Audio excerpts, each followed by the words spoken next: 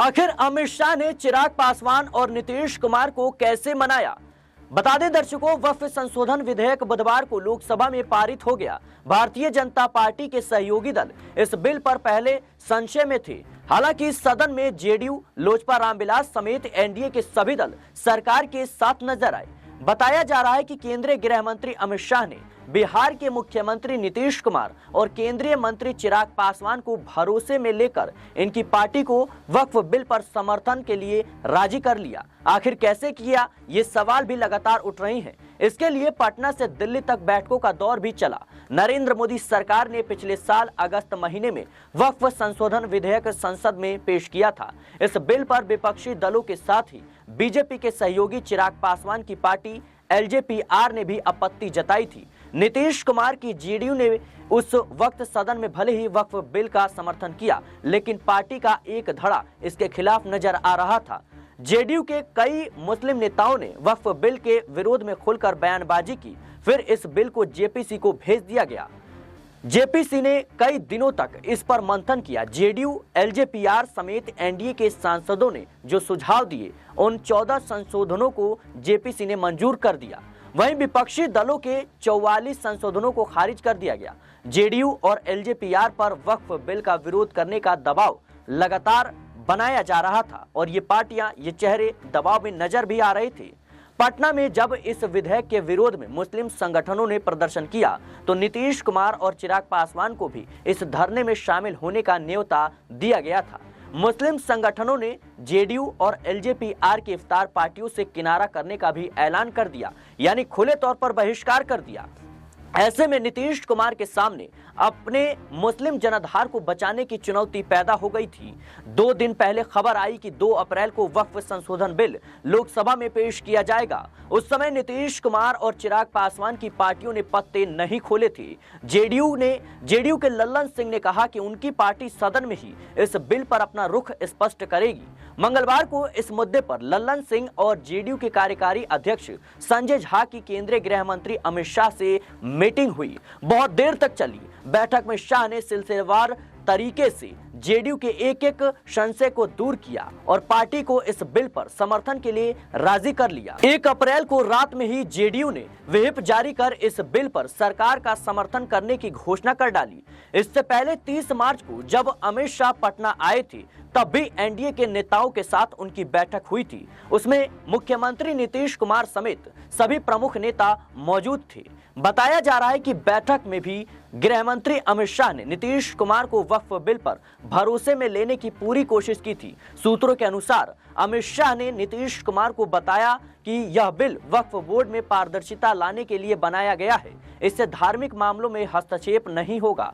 यह भी कहा गया है कि इस बिल से पासमानदा और गरीब मुसलमानों के साथ ही मुस्लिम महिलाओं का एनडीए के प्रति झुकाव बढ़ेगा। बिहार में इस साल होने वाले विधानसभा चुनाव से पहले एलजेपीआर के प्रमुख चिराग पासवान विभिन्न मुद्दों पर अलग राह दिखाकर अपने सहयोगियों को चिंतित करते हुए नजर आ रहे थे। पिछले दिनों छत पर नमाज पढ़ने पर रोक लगाने और नवरात्र में मांस की दुकानों को बंद करने की मांग बीजेपी के नेता उठाने लगे। चिराग पासवान से जब इस बारे में सवाल किया गया तो उन्होंने बीजेपी नेताओं की इस मांग को ही गलत बता दिया। उन्होंने सभी धर्मों के लोगों को अपने धर्म का पालन करने की स्वतंत्रता का हवाला दिया। 5 सांसदों वाली चिराग पासवान की पार्टी एलजेपीआर वक्फ बिल पर सरकार के पूर्ण रूप से समर्थन में नहीं थी। बताया जा रहा है कि हाल ही के महीनों में गृह मंत्री अमित शाह ने चिराग पासवान से मिलकर उनके संशय को दूर करने की कोशिश की। दिल्ली में दोनों नेताओं के बीच बातचीत भी हुई। बीजेपी ने आगामी चुनाव में चिराग पासवान को सीट शेयरिंग में उचित हिस्सेदारी देने का भी भरोसा दिलाया है।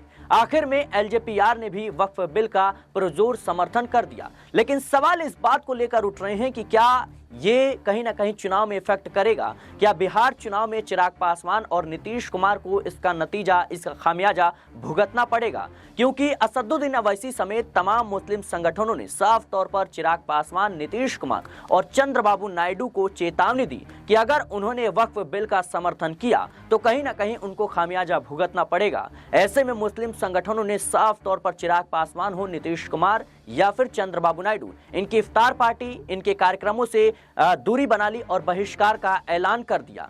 ऐसे में कहीं ना कहीं आज जिस तरीके से राज्यसभा में वक्फ बिल पेश हो रहा है, चर्चा लगातार जारी है, लेकिन कहीं ना कहीं चिराग पासवान और नीतीश कुमार को मनाने में जिस तरीके से गृह मंत्री अमित शाह ने कामयाबी हासिल की है, वो कहीं ना कहीं कई सवाल खड़े करता है। फिलहाल आपको सुनाते हैं लल्लन सिंह ने वक्फ बिल को लेकर संसद में क्या कुछ कहा, सुनिए जरा। वक्फ संशोधन विधेयक 2025 पर चर्चा हो रही है और चर्चा के प्रारंभ से ही ऐसा माहौल बनाने का प्रयास किया जा रहा है कि जैसे यह कोई वक्फ संशोधन विधेयक जो है ये मुस्लिम विरोधी है। और यह आज से नहीं है। जब यह वक्फ संशोधन विधेयक इस सदन में पेश हुआ था जेपीसी में जाने के पहले, तब से यह नैरेटिव बनाने का प्रयास किया जा रहा है पूरे देश में और पूरे देश का माहौल खराब किया जा रहा है, यह बता के कि यह मुसलमान विरोधी है। कहीं से यह मुसलमान विरोधी नहीं है, कहीं से मुसलमान विरोधी नहीं है। क्या है वक्फ? वक्फ कोई मुस्लिम संस्था है क्या? वक्फ एक तरह का ट्रस्ट है, जो ट्रस्ट मुसलमानों के हक में काम करने के लिए बनाया जाता है। मुस्लिम कोई धार्मिक संस्था नहीं है वक्फ। ऐसा नैरेटिव बनाया जा रहा है जैसे यह कोई मुसलमान, हां उस ट्रस्ट को यह हक है, उस ट्रस्ट को यह अधिकार होना चाहिए कि वो मुसलमान समुदाय के हर वर्ग के साथ, चाहे वो महिला हो, पुरुष हो, गरीब हो, अमीर हो, पिछड़े हो, अति पिछड़े हो, सभी वर्ग के लोगों के साथ न्याय करे, जो नहीं हो रहा है। क्या है वक्फ? वक्फ तो एक धार्मिक संस्था नहीं है, विनियामक है और प्रशासनिक निकाय है जो मुसलमानों के हक के लिए काम करती है। आज उसको नैरेटिव बनाया जा रहा है। क्यों नैरेटिव बनाया जा रहा है? आप मोदी जी को कोस रहे हैं। अरे भाई, मोदी जी का चेहरा अगर आपको पसंद नहीं आता है तो मत देखिए मोदी जी की तरफ, उनके अच्छे काम का प्रशंसा करिए, यही काम करिए। लेकिन मोदी जी ने जो आज काम किया 2013 में, जो आपने पाप किया था, उस पाप को समाप्त करके आज मोदी जी ने पारदर्शिता लाने का काम उसमें किया है। आपको क्या दिक्कत हो रहा भाई? हाँ, ये अलग बात है कि आपको मोदी जी पसंद नहीं है तो नहीं है, तो मत रहे, लेकिन देश की जनता मोदी जी को पसंद करती है और इसलिए मोदी जी पारदर्शिता के साथ समाज के हर तबके के लिए काम करने का काम करते हैं। ये पाप आपका है और आपके उस पाप को आज मोदी जी ने आपके चंगुल से, उस गिरोह से निकाल के आम मुसलमानों की तरफ उसको फेंक दिया है उसके काम करने के लिए। तो ये आपको खराब लग रहा है? क्यों खराब लग रहा है भाई? ये खराब लगने की कोई चीज तो है नहीं। आप मुसलमानों के कल्याण के विरोधी हैं क्या? आप मुसलमानों के कल्याण के लिए अगर मोदी जी ने कोई काम किया तो उसकी प्रशंसा करनी चाहिए थी। लेकिन आपको आज क्या है? आज इस देश में दो तरह के लोग इस वक्फ संशोधन विधेयक के खिलाफ हैं। एक वैसे लोग जो अपने वोट के लिए धार्मिक मामलों का इस्तेमाल करते हैं, वो इसके विरोध में है और वो इसके विरोध में माहौल खड़ा कर रहे हैं। और दूसरे वैसे लोग हैं जिनका इस पर वक्फ पर कब्जा था, वो अपने कब्जे को चंगुल से जाते हुए देखकर आज इसके विरोध में खड़ा है। क्या है भाई? क्यों विरोध कर रहे हैं भाई? इस संशोधन के विरोध का क्या कारण है? कोई कारण नहीं है। वक्फ का जो पूरा कार्यकलाप है, वक्फ का जो पूरा वर्किंग है, उस वर्किंग में तो कहीं से इस संशोधन में हस्तक्षेप करने का कोई अधिकार नहीं है। लेकिन अगर वक्फ के कार्यकलाप में हम कोई हस्तक्षेप नहीं कर रहे हैं, लेकिन हम वक्फ का जो आमदनी है वह आमदनी सही मामलों में मुसलमानों के लिए खर्च हो, इस पर नजर रखने के लिए हम इसमें संशोधन लेके आए। आपको क्या दिक्कत नजर आ रहा है इसमें? इसलिए कि आपको लग रहा है कि नजर में तो आप चढ़ जाएंगे, नजर में तो आपके चढ़ जाएंगे, अब आपका वो चलेगा नहीं जो गिरोह आपका कब्जा में था, मुसलमानों के हक में काम होगा। बेहतर प्रबंधन होगा, धन के दुरुपयोग को रोका जा सकेगा और सिर्फ उसके कार्यकलाप पर निगरानी रखने का तंत्र विकसित किया जा रहा है। इसमें आपको कोई विरोध का आधार नहीं है। और ये नैरेटिव अगर आप बना रहे हैं पूरे देश में तो अपने लाभ के लिए, अपने राजनीतिक लाभ के लिए, अपने वोट के लिए आप इसका इस्तेमाल कर रहे हैं।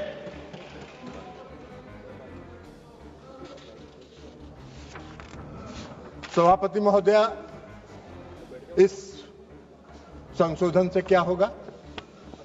इस संशोधन से सबसे बड़ा फायदा क्या है? आज मुसलमान समुदाय के अंदर, यह नैरेटिव तो आप बना नहीं रहे हैं, मुसलमान समुदाय के अंदर पसमानदा समाज के भी लोग हैं। आप जरा बताइए हमको, पूरे देश भर का उदाहरण देके बताइए कि पसमानदा समाज का वक्त पर कोई है, वक्त में उसका बेचारे का कोई से है? कितनी बड़ी आबादी है पसमानदा समाज की, उसका कोई से है? आप पूरे देश में, आपके नेता, कांग्रेस पार्टी के नेता पूरे देश में चिल्ला चिल्ला के कह रहे हैं जातीय गणना कराइए, जनगणना कराइए। तो कराइए, तो मुसलमान के पसमानदा के आप खिलाफ कहां हैं? अगर उनको हक दिया जा रहा है और उनको अधिकार दिया जा रहा है। आपको बता देते हैं, आपको बता देते हैं, आपकी सेकुलरिज्म की एक कांग्रेस पार्टी के एक नेता का कल हम देखे अखबार में एक बयान छपा हुआ है कि जेडीयू सेकुलर पार्टी है, उसको देखना है। अरे जेडीयू को और नीतीश कुमार को आपके सेकुलरिज्म के सर्टिफिकेट की आवश्यकता नहीं है, उसकी आवश्यकता नहीं है। आपको हम एक बात बता देते हैं, सेकुलरिज्म की आपकी परिभाषा है समाज को वोट के लिए बांटो, भावना की राजनीति करो और वोट लेके देश पर राज करो और राज करो। यह आपका सेकुलरिज्म का परिभाषा है। नीतीश कुमार जी का और जेडीयू के सेकुलरिज्म की परिभाषा है कि बिना कोई विवाद किए हुए काम करो, समाज के हर वर्ग के लिए काम करो। आपने तो इस देश में बहुत दिन शासन किया। आपको एक मिनट सुनिए, जयप्रकाश जी आपको बता देते हैं, बिहार में नीतीश कुमार जी 20 साल से बिहार के मुख्यमंत्री हैं। आजादी के बाद से आपने कब तक शासन किया? कांग्रेस पार्टी ने बिहार में कब तक शासन किया? आजादी के बाद से नीतीश कुमार जी ने 20 वर्षों में मुसलमानों के हक में जो काम किया, आजादी के बाद से आज तक नहीं हुआ। क्या हुआ? मुसलमानों के लिए नीतीश कुमार जी ने तालमी मरकज बनाया, हुनर योजना चलाई। भागलपुर दंगा हुआ था, किसके राज में हुआ था? वेणुगोपाल जी, आपके राज में हुआ था। क्या न्याय किया था आपने मुसलमानों के लिए? नीतीश कुमार जी ने एनडीए के राज में भागलपुर के दंगा पीड़ितों को न्याय देने का काम किया। यह काम नीतीश कुमार जी ने किया। आपका सेकुलरिज्म की क्या परिभाषा है? नीतीश कुमार जी ने पूरे बिहार के कब्रिस्तान की घेराबंदी करा दी। आप तो आजादी के बाद से इतना दिन शासन किए, कौन सा काम आपने किया बिहार में और मुसलमानों के हक में, ये बता दीजिए। लेकिन नीतीश कुमार जी वोट के लिए राजनीति नहीं करते हैं और नीतीश कुमार जी ने मुसलमानों के हक में बिहार में जितना काम किया, भारतीय जनता पार्टी उसकी भागीदार रही। भारतीय जनता पार्टी के समर्थन से ये काम हुआ। आप कहां खड़े हैं जयप्रकाश जी? ऐसे ही चिल्पों करते रहिए, कुछ होना जानी नहीं है। तो इसलिए आज वक्फ संशोधन बिल के माध्यम से मुसलमानों के, पसमानदा समाज के मुसलमानों के लिए, जो पिछड़े वर्ग के मुसलमान हैं, जो गरीब तबके के मुसलमान हैं, जो मुसलमान में भी सबसे निम्न वर्ग के मुसलमान हैं, उनको भी आज न्याय देने का काम हो रहा है। तो आपको चिल्पों बम मचा रहे हैं, आप हल्ला कर रहे हैं, आप नैरेटिव सेट कर रहे हैं, जैसे लगता है कि इस देश में कोई तूफान आने वाला है। अरे तूफान नहीं आने वाला है। इस देश के पसमानदा समाज के मुसलमान कल नरेंद्र मोदी के साथ खड़े होंगे कि इनके शासनकाल में हमको न्याय मिला। आप कहां नजर आइएगा? नैरेटिव सेट करते रहिए। और उसके बाद आप बताइए, महिला सशक्तिकरण की बात करते हैं, बड़ा चिल्लाते हैं महिला सशक्तिकरण के लिए। कि महिलाओं को सशक्त करना है, कांग्रेस पार्टी महिलाओं को सशक्त करती है। अरे कहां महिलाओं को? मुसलमान समुदाय में महिला नहीं है क्या? मुसलमान समुदाय में महिला नहीं है? आज अगर मुस्लिम समुदाय के महिलाओं को वक्फ के साथ जोड़ा जा रहा है, आपको क्यों विरोध हो रहा है? मुस्लिम समाज के महिलाओं को भी सशक्तिकरण का हक है, उनके सशक्तिकरण का भी काम प्रधानमंत्री नरेंद्र मोदी जी की सरकार ने किया। इस वक्फ संशोधन विधेयक के माध्यम से आपका नैरेटिव सेट कर रहे हैं पूरे देश में, जैसे लगता है मोदी जी मुस्लिम विरोधी हैं। मोदी जी पारदर्शी, मोदी जी सेकुलरिज्म, जिस तरह नीतीश कुमार जी ने बिहार में सेकुलरिज्म स्थापित किया, प्रधानमंत्री नरेंद्र मोदी जी भी पूरे देश में सेकुलरिज्म को लेकर आगे चल रहे हैं। समाज के हर तबके के साथ, समाज के हर वर्ग के साथ, देश के हर राज्य के साथ एक साथ काम करके उसको विकसित करने का काम कर रहे हैं, इसलिए कि उनका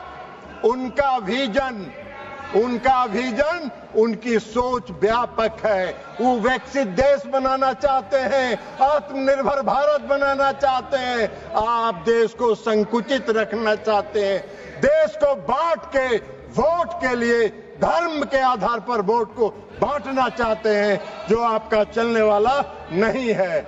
अभी चर्चा हो रही थी, बहुत लोगों ने कहा इस संशोधन के माध्यम से डीएम को अधिकार क्यों दे दिया गया। बहुत लोगों ने सिविल प्रोसीजर कोड तक की बात करी, हमको हंसी आ रही थी। सीपीसी से क्या लेना देना है? गाय का सील भैंस में, भैंस का सील सिंह जो है गाय में लगा रहे हैं।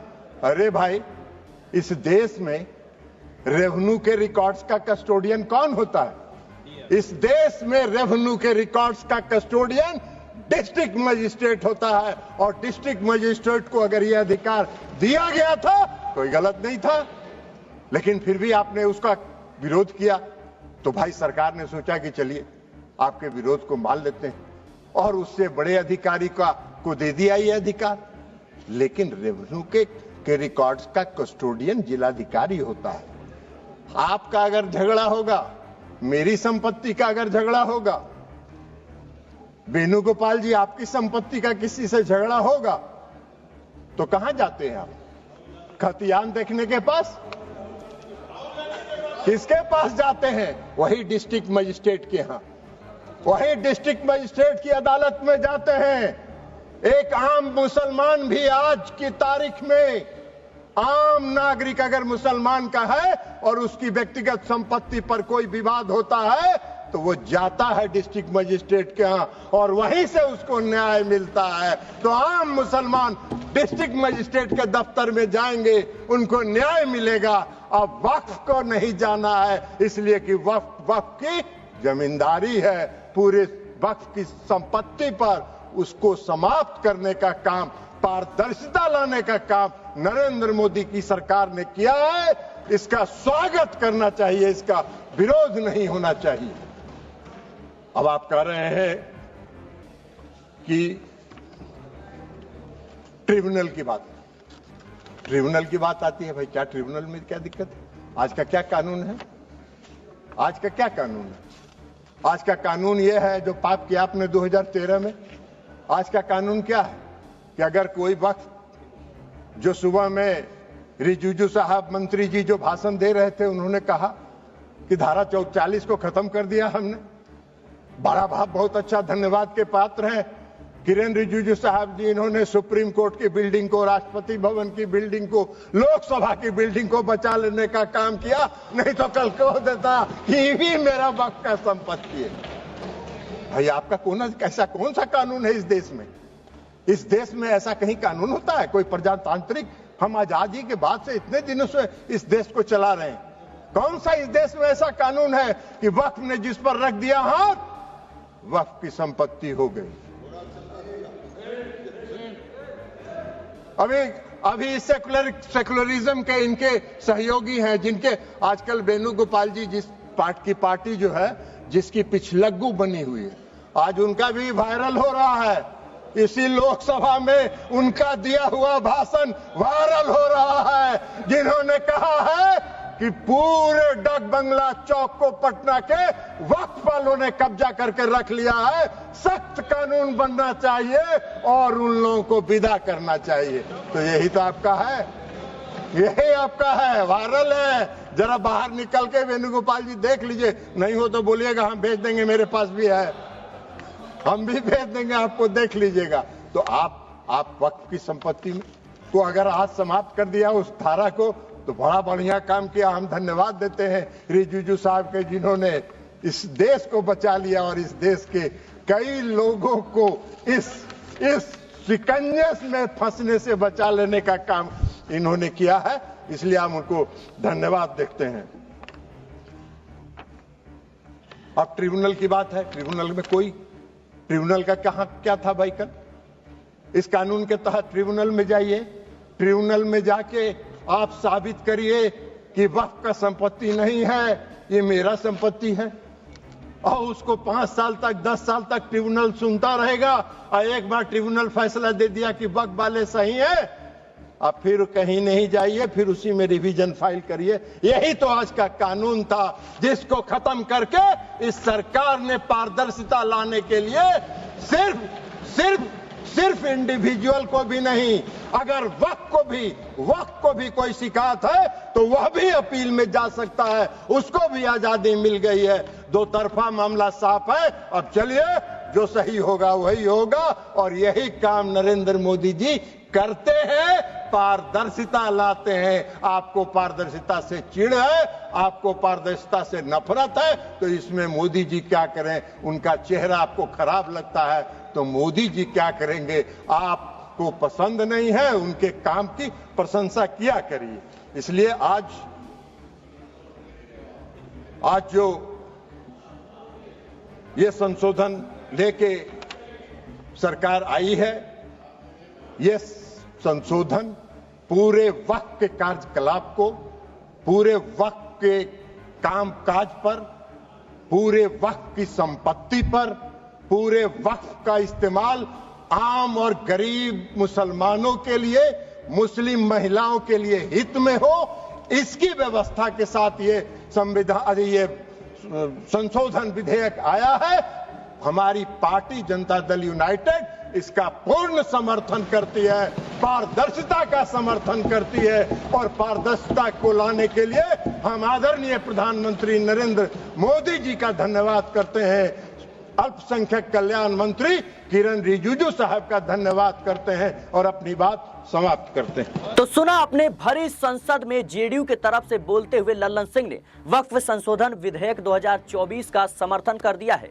ऐसे में अब देखना होगा कि बिहार विधानसभा चुनाव पर इसका क्या असर देखने को मिलेगा। फिलहाल के लिए इस रिपोर्ट में इतना ही। देश और दुनिया की तमाम खबरों के लिए बने रहने नेक्स्ट 9 न्यूज के साथ।